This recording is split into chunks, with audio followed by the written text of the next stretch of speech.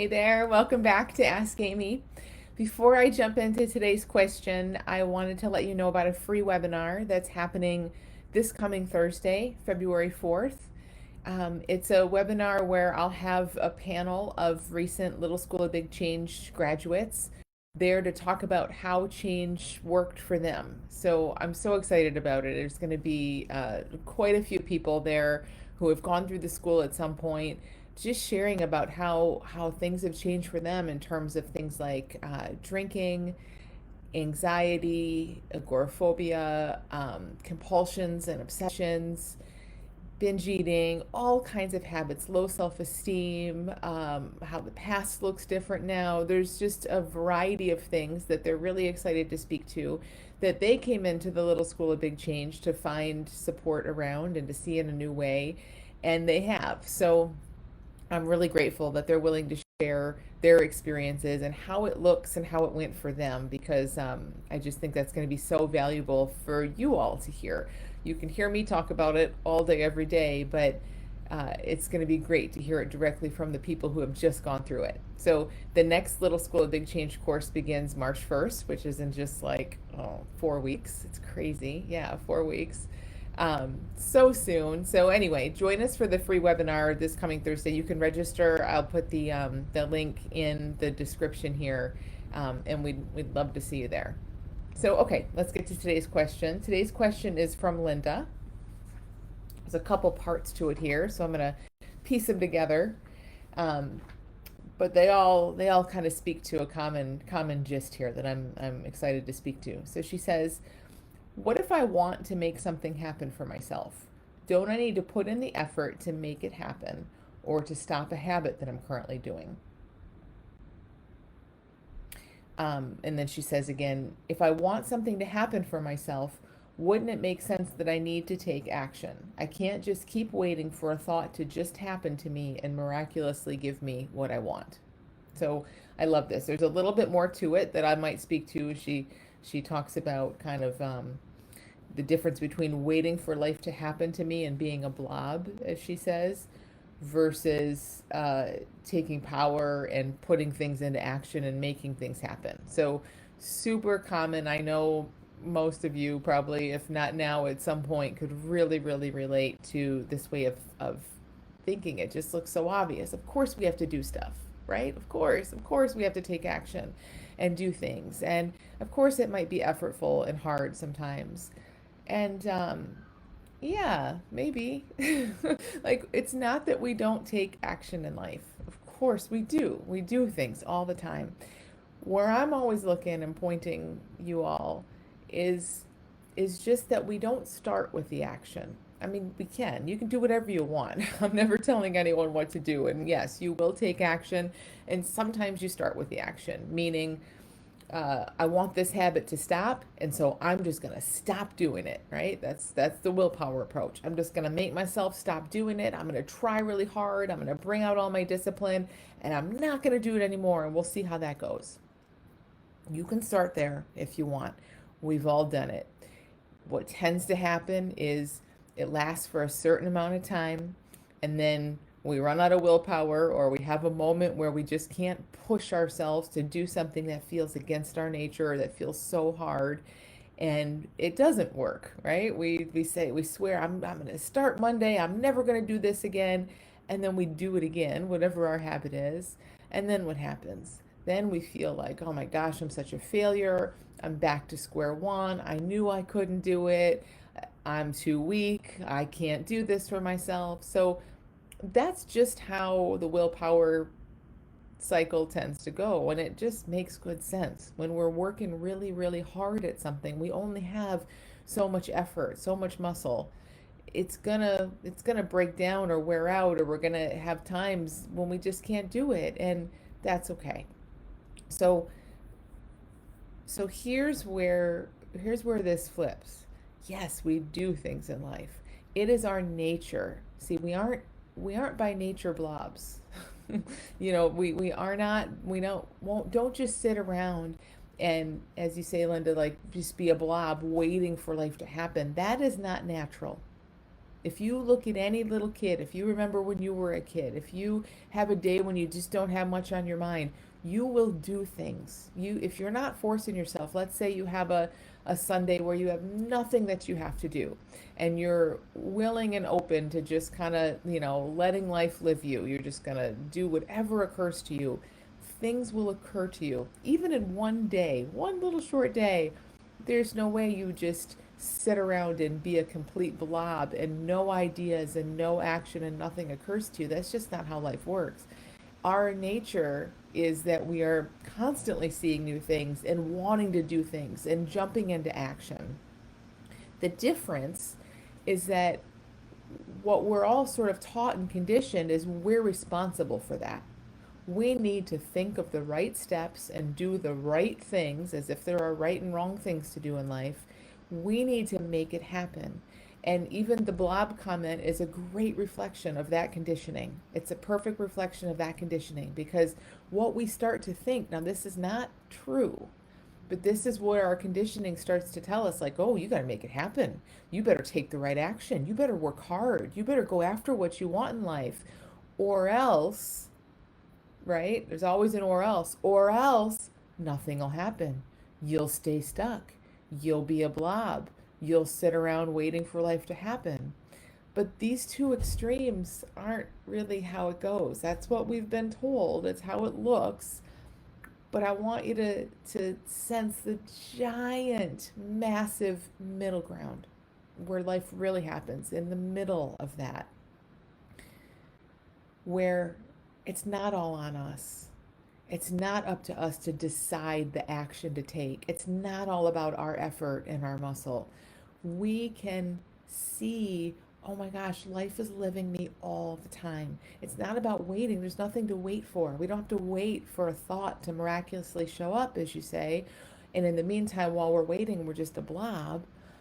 It's happening all the time. We could not escape it if we wanted to. Life is constantly living us, constantly giving us new thoughts, new ideas, springing us into action. Even when we think we're doing it, even when we think, oh, this is what I'm going to do. I'm going to wake up tomorrow morning and I'm going to do this and do that and I'm going to make things happen in my life. We didn't put those thoughts there.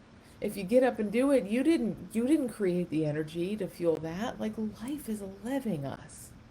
So all I'm ever talking about is not an absence. It's not a black or white. That's the thing. It's just this whole space in the middle where life really happens. The extremes are in our head. So the extremes are a mind, which is a linear black or white machine saying you're either a blob or you better work your butt off until you're exhausted. There's nothing else in the middle. I'm saying, hey, what if the blob thing's just a thought? It's just a fear that our mind comes up with. And what if you have to make it happen and work everything? You're in charge of everything in life is also just an extreme thought. And in reality, when our mind isn't thinking so much, it's more of this kind of flow through life where we show up. We don't have to do that. We're shown up. We're here. Thought and ideas and desire and preferences and all of that, they just show up through us. We experience them. We naturally act on the ones that make sense. We naturally let a lot go and don't act on them if they don't make sense. And all of this that has us in life. It has us in the flow of life being lived. Having the experience sometimes, yes, of I'm going to work a little harder here. I'm going to make a different choice. We have the experience of that, no question.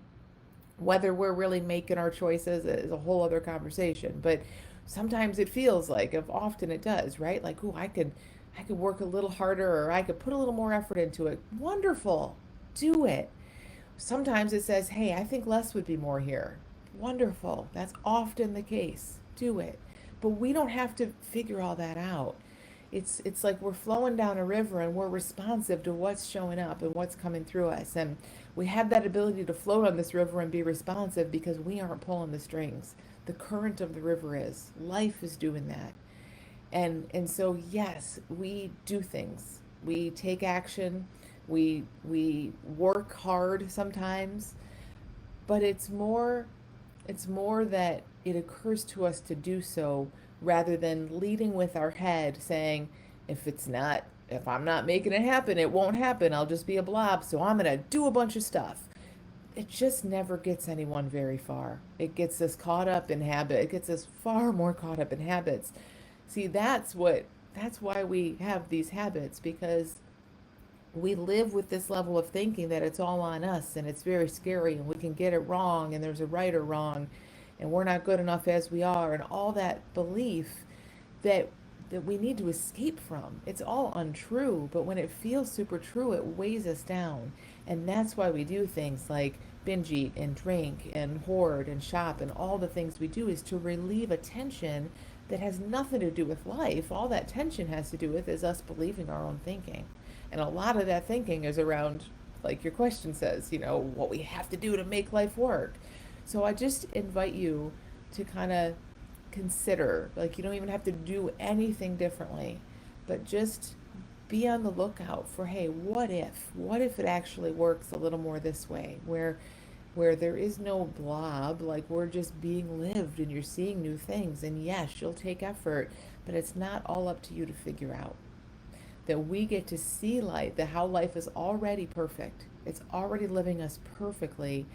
When we look in that direction, we tend to see it and we tend to just take action that feels right and makes sense. And it doesn't feel like we're climbing uphill or swimming against the current. It feels more like we're going with the current. And so much more happens from there. And yes, we took the action, so there's nothing to wait for ever. We're not sitting around waiting for anything. We're not waiting for a miracle. We're living a miracle every single moment. So there's nothing to wait for because it's constantly happening. It just might not, it just is going to go against how your mind thinks it's going to look. That's the only thing we're up against here, is a lot of conditioning that says, nope, doesn't work that way. Life's hard. You better work harder. And I just invite you to say, what if that's not true? What if life is not so hard? What if it's living me all the time? I just haven't noticed because I've been busy working so much, in jumping into action so much, thinking I need to figure it all out.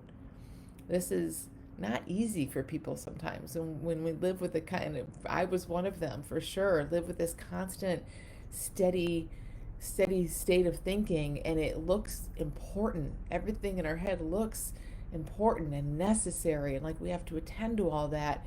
It can be really scary to step back and say, hey, maybe I don't have to hold the planet together. Maybe I don't have to hold my life together.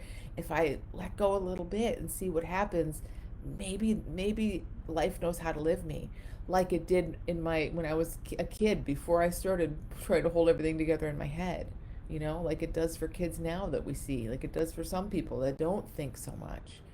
So I get that it's hard sometimes, but it's like just an invitation to say, hey, what if that is happening? To just let go a little bit more, and look toward, hey, what's already working in life? How does life work? And it's so much to explore in here. But I hope this is a little bit helpful, Linda, just to kind of start to pit it a different way. Notice how a conditioned mind, yours is not the only one at all. A conditioned mind will say, I'm waiting for life and I'm a blob in the meantime and I get nothing I want. Or I work super hard, I swim against the current and I make it all happen. And I'm saying, there's no way life is that difficult. There's no way it has to be one of these extremes. There's a giant middle where we're just in it moment to moment. And what I want you to, again, be on the lookout for and curious is how things are showing up for you, that you're not waiting for, but you're also not making them happen. It is already always unfolding perfectly. We just think it isn't. And then that leads us into a lot of fear and a lot of doing, a lot of chasing our own tail to do things and make things happen that don't, in ways that just aren't that effective, that exhaust us. So thank you for sending this question, because I know it's a huge one for a lot of us, and it's completely against how we've kind of been brought up and conditioned in a lot of this. But once you sort of see it, once you click into that middle and you see, oh yeah, it has to be simple. I mean, all kinds of people are being lived all over the place without managing life. including little children, that, like, it can't be that hard. When you click into this big middle view, you start to see it more and more, and it just makes so much sense. And you see how it's always been working that way. So thank you for your question. Thank you all for listening. Send your questions to AskAmy at thelittleschoolofbigchange.com. I'd love to speak to them about anything at all. Just send me whatever you're caught up in, whatever's on your mind about habits or taking action or willpower or life or any of it. Send them my way. And I hope to see you guys Thursday on the free webinar. So have a great week, and I'll see you back here next Monday. Bye, everyone.